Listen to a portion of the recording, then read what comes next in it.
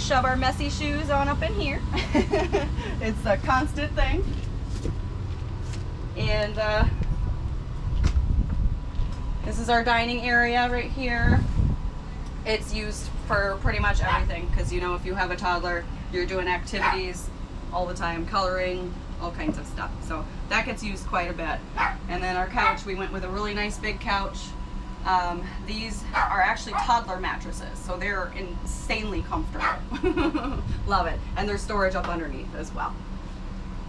Our kitchen here, we have open shelving up on the top, epoxied countertops down here, so they're butcher block, and then we did on this side we did white paint with glitter and epoxy, and we did actually quite a few layers of that, and the last layer was just glitter and epoxy to make that glitter kind of pop.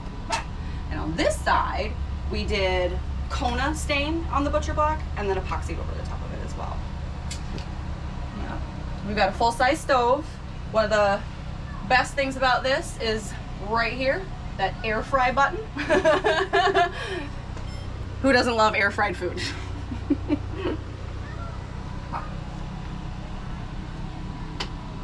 Okay.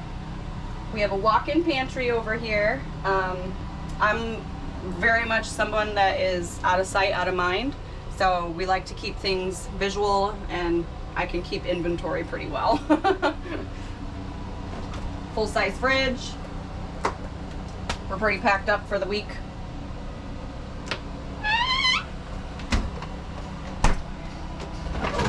Our freezer has an ice maker, so that's pretty nice. Sometimes we'll end up going to buy bags of ice just to keep it going, because I'll turn it off at night just to save power. The ice maker is a little bit of a power drawer. This is 2002. 2002 Vanhool. Vanhool, yep. So that ice that you see down there, it also is the same thing as our drinking water here. We get those big 5-gallon jugs of pure water, and so that pumps for our drinking water and our ice. So we always know wherever we're filling up on water, you know, that's for dishes and showering and whatnot, but our drinking water is always safe. These two are very shallow storage. This is our spices. And then we have one of those flip ones that you would normally see under a sink. And the reason for that is because down under here is our playroom / extra bedroom. So there's no lights down in there right now. If you had the bin open, you would probably be able to see a little bit better, but yep. Wow. There can sometimes be 7 of us in here, so we wanted space for everyone. That's super cool. Thanks. And it's not our idea. We stole that from 2 other coach buses. Wow. Okay, so we have our little command center here for our Victron, so we know where we're at with our battery. If we're plugged in, that's kind of where that's at. So that's how much power we're using right now, and that's how much we're getting from the sun. We're getting 2,200 watts from the sun right now, almost 2,300. So there we go, or 2,300. Heat controlled right there. Bathroom, we did a sunken tub. My husband's 6'4", so we wanted to make sure he had enough head space for that shower head.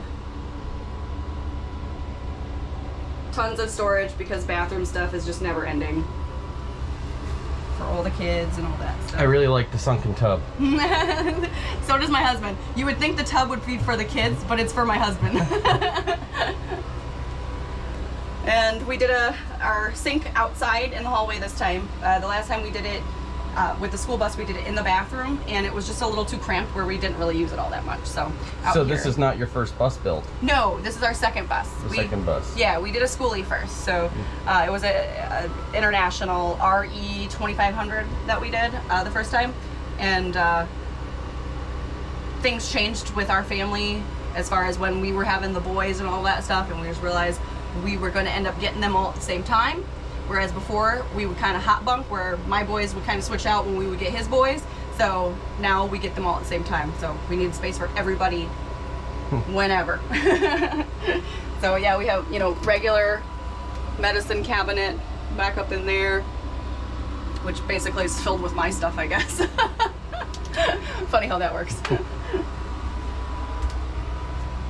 This is the bunk room / laundry room. So we have 2 places to sleep up here, and we went with full-size washer and dryer. Eventually all of her toys, when the toy room is done, that'll clear out so it won't be so cluttery. There is storage up under each bunk as well for clothing. That's a common thing I'm finding in all the rigs is the hidden storage. Yeah. You got to use every inch. And here's the master suite. And here's where the magic happens, as they say, right? We actually kind of modeled this after the first RV trailer that we had. We loved the clothing on each side for hanging, and then we made sure to do the cubbies because it's like the perfect little nightstand. You've always got a cup of water and your phone to go to bed, so absolutely like love it. And then we also did, each of us have clothing storage, 4 drawers on each side. So these are his, and then I have 4 on my side. And down in the middle, there's an area in between the bed that it goes all the way back for storage, that stuff that we don't use all the time, and we keep our little Looney Tunes here. Hi, Luna. And then this actually is really nice to have to open up and just get some air flow and to sit and hang out. Me and some of the other girls were sitting on our bed the other day and just hanging out and enjoying where we're at. We also have a fan down up under here. This pulls open, and then I can turn that on, and basically it just pulls air out through the bus. It's kind of nice, just gotta get that. That's unique. Yeah. It's one of those fans that you would see drying a floor where it's like the round on top and then it's flat on the bottom, kind of. It looks like a snail, I guess. Yeah. Yeah, so that's what's down up in there, and it's just kind of pulling air through. Super cool. Thanks. That was his idea. Oh yeah, I forgot. Yeah, that's our desk. So our desk, when we do have everyone, will turn into another sleeping area for our youngest. So she's just a toddler, so we'll take everything down off the desk, and that'll be her little sleeping space. It works. Yeah, well, so many kids.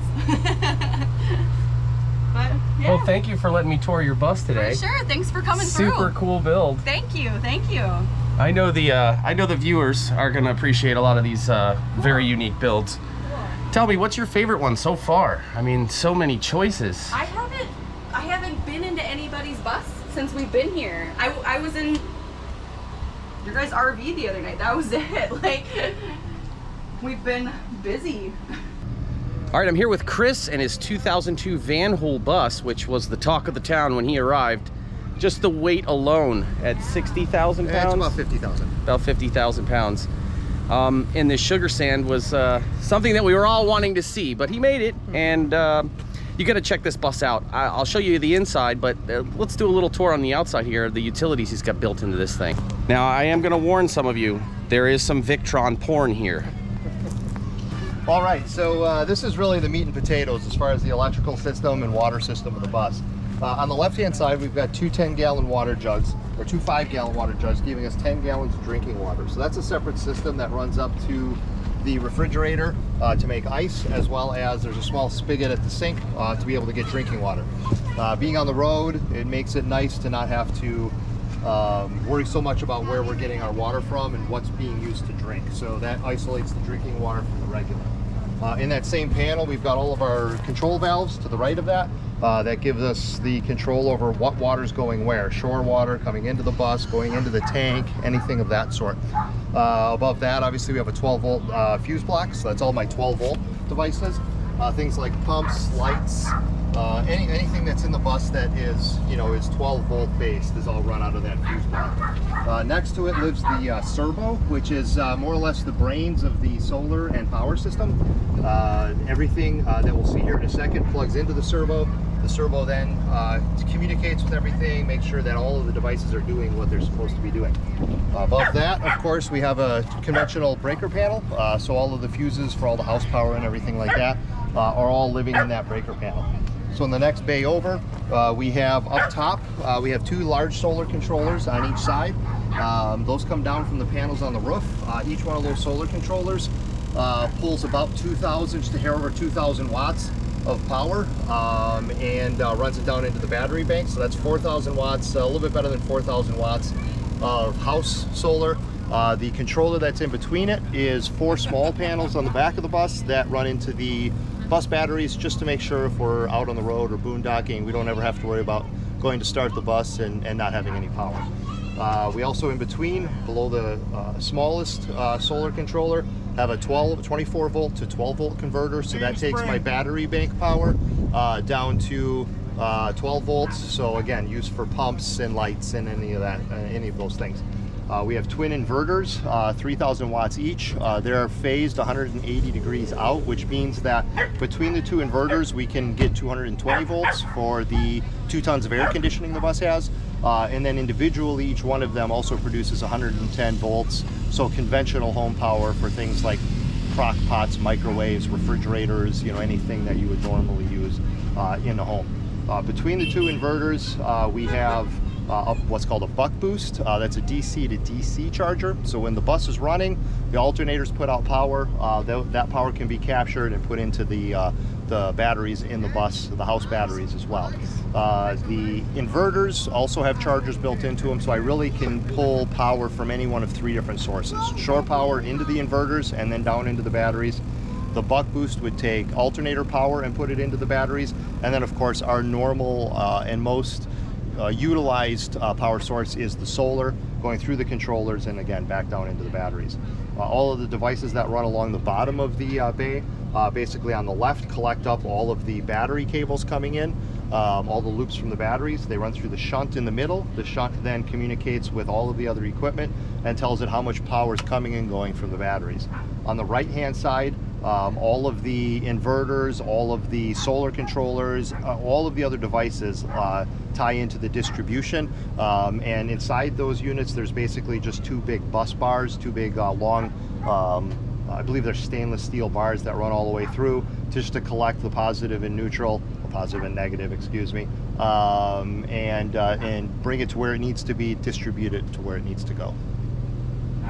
You want to take a peek on the other side? Like I said, the storage bins are kind of, not much to see. It's kind of like everybody's basement. Yeah, but you have something a little more unique with yours. Yeah, well, the kids play down there, if that counts. So as we come down the side of the bus here, I'll move the puppy pen and get that out of the way. So coming down the side of the bus here, we basically just have storage. There's not a lot to see in there. There is a modular water tank that I can slide in there that augments the main water tank, which is 125 gallons in this bus. We can add another 100 on by that secondary tank. Right now it's being used by a friend that is going to replenish their water source by putting it in the vehicle and taking it, picking up water and bringing it back. This bin is our playroom. From what you saw upstairs, there's a chute that comes down from the kitchen cabinets into the playroom here. We're still working on, I just finished this basically, so we're still working on, we've got a play mat and pillows and bean bags and stuff like that to put in there. So we'll be adding accoutrements to the playroom down here to give them a little extra space of their own. Nobody rides down here when we're driving. Everybody's got seat belts and spaces up top. But as far as being someplace and having some place for people to be and kind of doing their own thing, this gives us a nice large space to make sure that happens. The space behind here is basically just all tools. I permanently mounted a toolbox, so all of the tools can be securely stowed. And then behind the toolbox, we have our fresh water tank on the right, which is again 125 gallons. And on the left, we have a 60-gallon gray water tank. Again, I can see the ends of both of those tanks, so I can kind of visually see how much water is in there and what we're dealing with. So I am in and out of this compartment probably 100 times a day between tools or, again, checking water and things like that.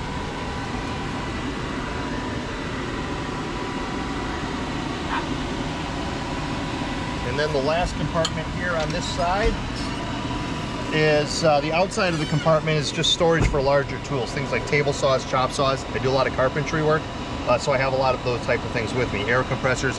But behind all of this, there's a gas on-demand water heater, as well as a gas-fired 40,000 BTU RV, conventional RV furnace. So this bus has ducted heating and ducted air conditioning.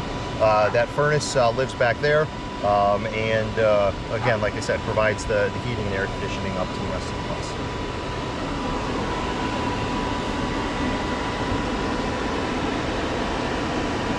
Any other details? Any other questions? No, I think that's it. I do appreciate you sharing your bus with me today. Yeah, happy to do it. We've seen quite a few. This is one of the more unique ones, and really like the Victron porn. You know, super cool.